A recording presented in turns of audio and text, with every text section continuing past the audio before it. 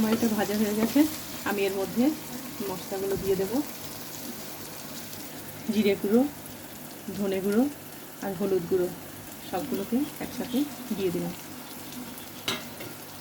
ভালো করে এটাকে মিশিয়ে নেব। আর একটু সামান্য মধ্যে জল দিয়ে দেবো।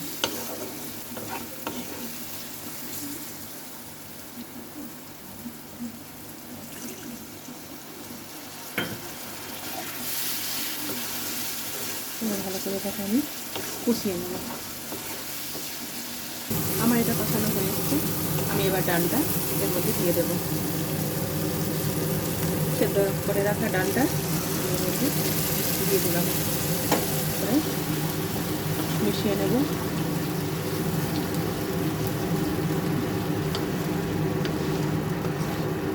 এর মধ্যে এবার আমি স্বাদ মতো নুন দিয়ে দেবো। স্বাদ মতো নুন দিয়ে দিলাম। একটু চিনি দিয়ে দেবো করে মিশিয়ে নেব।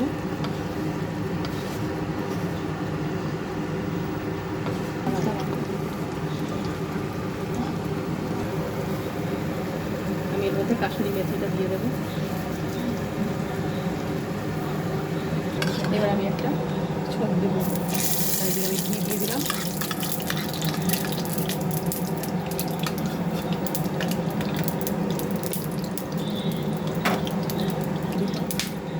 লঙ্কা দিয়ে দিলাম আর জিরে ফোড়ন দিয়ে দিলাম।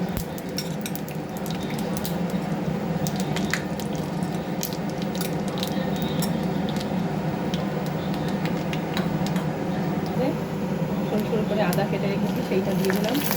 আর দিয়ে দিলাম কাশ্মীরি লঙ্কার গুঁড়ো।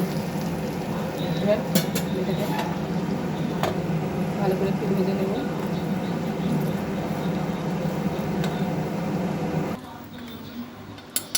এবার আমি ডালের মধ্যে দিয়ে দেবো, দিয়ে মিশিয়ে নেব।